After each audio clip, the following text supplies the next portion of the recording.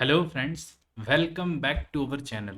Friends, આજે આપણો જે વિષય છે તે આવનારી ગુજરાત સિવિલ જજની પરીક્ષા માટે બહુ જ અગત્યનો વિષય છે ને આજે આપણે વાત કરવાના છીએ ટ્રાન્સફર ઓફ પ્રોપર્ટી એક્ટ 1882માંથી, ખાસ કરીને મિલકત હસ્તાંતરનો આ કાયદો છે 1882 ને તેમાં આજે ચેપ્ટર નંબર 5 જે વાત કરે છે લીઝની, જેને આપણે ગુજરાતીમાં પટ્ટો કહેતા હોઈએ છીએ. જનરલી લીઝમાંથી એમસીક્યુઝ બહુ જ ઇમ્પોર્ટન્ટલી પૂછાય છે. આજે આપણે આ લીઝ વિશે જે વાત કરે છે ઇમૂવેબલ પ્રોપર્ટીના લીઝ વિશે, અને ઇમૂવેબલ પ્રોપર્ટીની લીઝની વાત હોય તો 105માં એની ડેફિનેશન છે.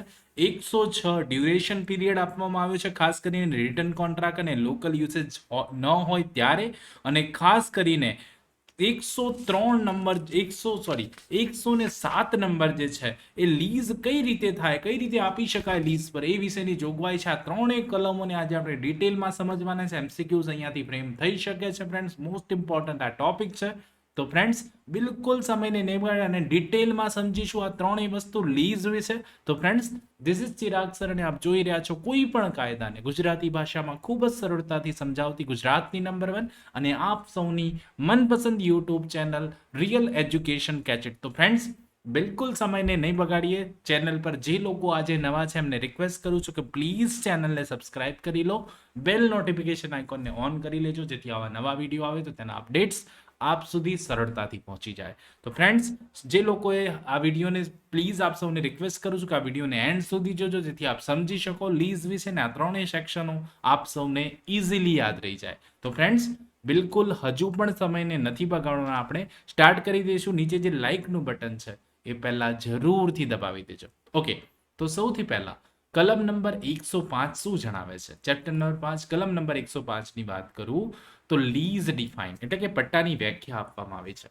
A lease of immovable property is a transfer of a right to enjoy such property made for a certain time, express or implied, or in perpetuity in consideration of a price paid or promised, or of money, a share, a crops, service, or any other thing of value to be rendered periodically or on specified occasions to the transferor to the transferee who accept the transfer on such terms. તો અહીંયા lease એટલે કે પટ્ટો ની વ્યાખ્યા છે 105માં, અને TP એક્ટમાં 105 બહુ જ અગત્યનું છે. ને સ્થાવર મિલકતનો પટ્ટો કોને કહેવાય? તો a lease of immovable property is a transfer એટલે કે તબદીલીથી મેળવનારે તબદીલ કરનારને ચૂકવેલી અથવા આપવાનું વચન આપેલી કિંમતના અથવા નિયત મુદતે તે નિર્દિષ્ટ પ્રસંગે તેણે આપવાની રકમ, પાકનો કોઈ હિસ્સો હોય, સેવા હોય અથવા બીજી કોઈ કિંમતી વસ્તુના અવેજ બદલ વ્યક્ત અથવા ગર્ભિત, જેને કહેવાય છે એક્સપ્રેસ અથવા તો ઇમ્પ્લાઇડ, ગર્ભિત રીતે ચોક્કસ સમય માટે અથવા કાયમ માટે થયેલી અને તબદીલીથી મેળવનારી એવી બાંધણીઓ સાથે સ્વીકારેલી તમામ પ્રકારની ટ્રાન્સફર જે છે એને હું accept the transfer on such terms, એ જે છે એ લીઝ કહેવાશે. ઇમૂવેબલ પ્રોપર્ટીની આ લીઝ થઈ.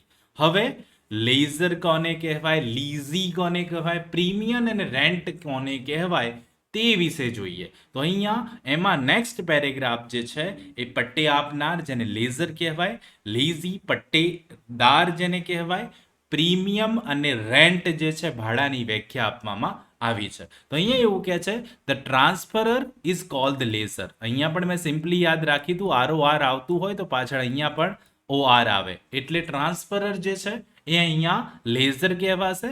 ટ્રાન્સફરી ઇઝ કોલ્ડ લીઝી. અહીંયા પણ ડબલ ઈ પાછળ, અહીંયા પણ ડબલ ઈ પાછળ. ઓકે, તો ટ્રાન્સફરી લીઝી કહેવાશે. The price is called the premium, અને આમાં જે પણ કોઈ પ્રાઇઝ નક્કી કરવામાં આવે, જે પણ કોઈ રકમ હોય, એ રકમ જે છે શું ગણાશે? પ્રીમિયમ ગણાશે. And the money, share, service and other thing, જે પણ કોઈ રકમ છે, હિસ્સો છે, સેવા છે અથવા બીજી કોઈ પણ વસ્તુ છે, એ શું ગણવામાં આવશે? So rendered is called the rent. અહીંયા આને રેન્ટ ગણવા. અહીંયા એમસીક્યુ પૂછાય છે, મની, શેર, સર્વિસ અને અધર થિંગમાંથી એમસીક્યુ પૂછાય છે, આ બધું શું ગણાશે? રેન્ટ ગણાશે. ઓકે, આ બધું રેન્ટ ગણાશે. લીઝ, લીઝી, પ્રીમિયમ અને રેન્ટ. પ્રીમિયમ તો પ્રાઇસ એટલું યાદ રાખી લો, અને રેન્ટમાં મની, શેર, સર્વિસ, અધર થિંગ્સનો સમાવેશ થશે. ક્લિયર? તો અહીંયા લીઝ કોને કહેવાય આપણે ડિટેલમાં સમજી ગયા. ખરેખર લીઝ જે છે બહુ જ અગત્યનું છે, ને ક્વેશ્ચન્સ અહીંયાથી બનતા જ હોય છે ને, આપ સૌને આવડવા જોઈએ. હવે 106 જોઈએ. સેક્શન નંબર 106 વાત કરે છે ડ્યુરેશનની. ડ્યુરેશન ઓફ સર્ટન લીઝીસ, અમુક જે પટ્ટા હોય છે એ ખાસ કરીને જે પણ કોઈ રિટર્ન કોન્ટ્રાક્ટ ન હોય કે લોકલ યુઝ જે છે, જેને આપણે સ્થાનિક પ્રથા કહેવાય હોય, એ બધું ન હોય તો એનો સમયગાળો, લીઝનો સમયગાળો શું હોય તે વિશે વાત કરે છે. તો 106 ની વાત હોય તો duration of certain leases in absence of written contract or local યુસેજની વાત કરવામાં આવી છે. તો in the absence of contract or local law or usages to the contrary, તો વિરુદ્ધનો કોઈ કરાર અથવા સ્થાનિક કાયદો કે પ્રથા ન હોય તો a lease of immovable property for agriculture or manufacturing purposes shall be deemed to be a lease from year to year. એક વર્ષનો પટ્ટો છે એવું કહેવાશે on the part of either leaser or lessee. તો અહીંયા એવું કહે છે કે જો માલ ઉત્પાદન અથવા ખેતી માટે હોય આવો સ્થાવર મિલકતનો પટ્ટો, તો એ વર્ષનો પટ્ટો છે એમ ગણાશે. અને પટ્ટે આપનાર કે પટ્ટેદાર બેમાંથી કોઈ એક તરફથી બાય 6 months નોટિસ, એક તરફથી 6 મહિનાની નોટિસ આપીને તે શું કરી શકાશે? સમાપ્ત કરી શકાશે. ક્લિયર? 6 મહિનાનો સમયગાળો છે અહીંયા. આ 6 month જે છે ઇમ્પોર્ટન્ટ બની જાય છે, એમસીક્યુ માટે ખાસ યાદ રાખજો. And a leasee from immovable property of any other purpose shall be deemed to be a leasee from month to month, terminable on the part of the lessor or leasee by 15 days notice. તો અહીંયા 6 મહિના ને અહીંયા 15 દિવસની વાત છે. ખાસ કરીને અન્ય કોઈ હેતુ માટેની વાત હોય તો આવો પટ્ટો મહિનાથી મહિનાનો પટ્ટો ગણાશે. પેલામાં એગ્રીકલ્ચરની વાત હોય કે પછી મેન્યુફેક્ચરિંગ પર્પઝની વાત હોય તો ત્યાં વર્ષથી વર્ષનો પટ્ટો ગણાય, અને એ સિવાયની વાત હોય તો આવો જે પટ્ટો છે મહિનાથી મહિનાનો ગણાશે, અને 15 દિવસની નોટિસ આપ્યા બાદ એને ટર્મિનેટ કરી શકાય. અને પેલા વર્ષથી વર્ષમાં કેટલા દિવસની નોટિસ? 6 monthની નોટિસ, ત્યારબાદ ટર્મિનેશન થઈ શકે. ક્લિયર? 106 બહુ જ ઇમ્પોર્ટન્ટ અને યાદ પણ રહી જાય તેવું છે. ત્યારબાદ વાત કરું, notwithstanding anything contained in any other law for the time being in force, the period mentioned in subsection 1 shall commence from the date of the receipt of the notice. સમયગાળો નોટિસ આપ્યાથી શરૂ થશે. નોટિસ આપ્યાથી નોટિસ સ્વીકાર્યાની તારીખથી શરૂ થયેલ ગણાય. જ્યારે પણ notice સ્વીકારાશે, acceptance થશે નોટિસનું, ત્યારથી આવો સમયગાળો સ્ટાર્ટ થશે. 6 months કે પછી 15 દિવસ. Clear? A notice under subsection 1 shall not be deemed to be invalid merely because the period mentioned therein falls short of the period specified under what subsection? That subsection where a suit or proceeding is filed after the expiry of the period mentioned in the subsection. તો અહીંયા એવું પણ કહી દે છે કે કોઈ પણ દાવો કે કાર્યવાહી આવો મુદત સમાપ્ત થઈ ગયા પછી કરવામાં આવી હોય તો આ મુદત કરતા તેમાં ઉલ્લેખવામાં આવેલ મુદત ઓછી હોવાના એકમાત્ર કારણસર આવી નોટિસ ગેરકાયદેસર ગણવામાં આવશે નહીં. જો સમયગાળો ઓછો પડ્યો છે તો માત્ર એ કારણસર નોટિસ ગેરકાયદેસર છે એવું નહીં ગણાય. ત્યારબાદ every notice under subsection 1 must be in writing, sign by on behalf of person giving it. જે વ્યક્તિ આપતું હોય તેની સહી અથવા તેના દ્વારા આપવામાં આવતી હોય તો તેની સહી, અને લેખિતમાં નોટિસ હોવી જોઈએ. And either be sent by post to the party who is intended to be bound by it. Post દ્વારા આવી વ્યક્તિને નોટિસ આપવાની છે.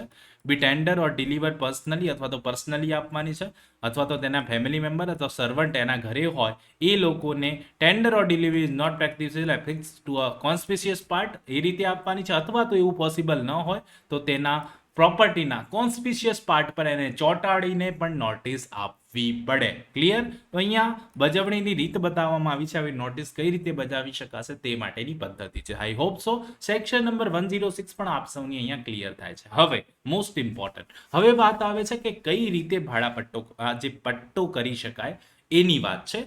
લીઝ ઇઝ હાઉ મેડ. તો જે લીઝ છે કઈ રીતે કરવામાં આવે? તો અહીંયા એવું કહે છે કે lease of immovable property from year to year or for any term exceeding 1 year. એક તો વર્ષની વાત હોય અથવા તો 1 વર્ષથી વધારાની વાત હોય, or reserving yearly rent can be made only by a registered instrument. આ એમસીક્યુ પૂછાય છે. અહીંયાથી હું બાજુમાં લખી દઉં છું એમસીક્યુ, ને આપ સૌ યાદ રાખવાનું છે. 107માં લીઝી હાઉ મેડમાં સૌથી પહેલા આપણને કહી દીધું કે વર્ષનો અથવા 1 વર્ષથી વધુ મુદતનો અથવા જેનું વાર્ષિક ભાડું ઠરાવ્યું હોય તેવી સ્થાવર મિલકતનો જે પટ્ટો છે એ શાના દ્વારા કરી શકાશે? Can be made only by a registered instrument. માત્ર રજિસ્ટર કરેલા લખાણથી જ આપી શકાય આવો પટ્ટો. ક્લિયર? ઇમ્પોર્ટન્ટ યાદ રહી જાય. યર ટુ યર હોય કે 1 વર્ષ પછી વધારાનો હોય તો, અથવા તો રિવર્સિંગ યરલી રેન્ટ હોય તો. All other લીઝીસ of immovable property, એ સિવાયના બીજા બધા લીઝ જે છે બી મેડ ઇધર બાય રજિસ્ટર્ડ ઇન્સ્ટ્રુમેન્ટ, એ બધા આ પટ્ટો કરવાનો હોય તો રજિસ્ટર્ડ ઇન્સ્ટ્રુમેન્ટથી પણ કરી શકાય, by oral agreement accompany by delivery of possession, અથવા તો મૌખિક સમજૂતીથી કે જ્યાં પોઝેશન આપવાનું છે, ડિલિવરી ઓફ પોઝેશન આપવાનું છે, એમ મૌખિક સમજૂતી કરીને આવું પોઝેશન આપીને પણ આવો પટ્ટો કરી શકાશે. બીજા બધા સંજોગોમાં 1 વર્ષથી નીચેની વાત હોય, વર્ષનો પટ્ટો અથવા વર્ષ ઉપરની વાત હોય તો શું રજિસ્ટર્ડ ઇન્સ્ટ્રુમેન્ટ કમ્પલસરી? જો આવું ન હોય, એ સિવાયના સંજોગોમાં રજિસ્ટર્ડ ડોક્યુમેન્ટ પણ કરી શકાય, ઇન્સ્ટ્રુમેન્ટથી પણ કરી શકાય, અથવા તો પોઝેશનની ડિલિવરી કરીને ઓરલ એગ્રીમેન્ટથી પણ લીઝ કરી શકાશે.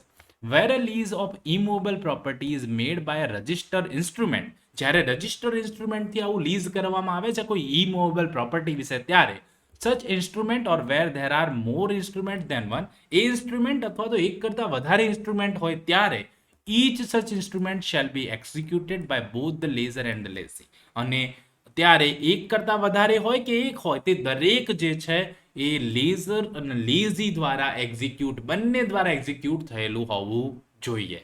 Provided that the state government may from time to time by notification in the official gazette direct that leases of immovable property other than leases from year to year or for term exceeding 1 year or reversing a yearly rent or any class of such leases may be made by unregistered instrument. કોણ નક્કી કરશે? રાજ્ય સરકાર નક્કી કરશે કે ભાઈ આવું જે છે એ સિવાયનું રેન્ટ છે અનરજિસ્ટર્ડ દ્વારા પણ થઈ શકે, અથવા તો ઓરલ એગ્રીમેન્ટ ડિલિવરી દ્વારા. એ રાજ્ય સરકારનો પ્રશ્ન છે. રાજ્ય સરકાર સમયાંતરે શું કરશે? ઓફિશિયલ ગેજેટમાં નોટિફિકેશન જાહેર કરીને આવા લીઝ વિશેની માહિતી આપી શકશે. અધર ધેન પેલા જે 1 વર્ષથી નીચેની વાત છે એ વિશે, તેની ડિલિવરી અનરજિસ્ટર્ડથી પણ કરાવી શકાય કે ઓરલ એગ્રીમેન્ટથી પણ થઈ શકે. તો ફ્રેન્ડ્સ, આઈ હોપ સો આપ સૌને આ 105, 106, 107 લીઝ એટલે કે પટ્ટા વિશે આપ સૌને ક્લિયરલી સમજણ પડી ગઈ છે. આઈ હોપ સો આપ સૌને સમજણ પડી જ ગઈ હશે. જો ખબર પડી ગઈ હોય, આપ સૌને મજા આવી હોય ને યાદ પણ રહી ગઈ હોય તો પ્લીઝ નીચે જે લાઇકનું બટન છે દબાવી દેજો. ચેનલ પર આપ સૌ નવા હોવ તો પ્લીઝ ચેનલને સબસ્ક્રાઇબ કરી લેજો. બેલ નોટિફિકેશન આઇકોનને ઓન કરી લેજો, જેથી આવા નવા વિડીયોઝ આવે તો તેના અપડેટ્સ આપ સુધી સરળતાથી પહોંચી જાય. તો ફ્રેન્ડ્સ, આવા જ નવા વિડીયો સાથે ફરીથી બહુ જલ્દી મળીશું. ત્યાં સુધી જોતા રહો અમારી ચેનલ રિયલ એજ્યુકેશન ગેજેટ. ખૂબ ખૂબ ધન્યવાદ. ખૂબ ખૂબ આભાર.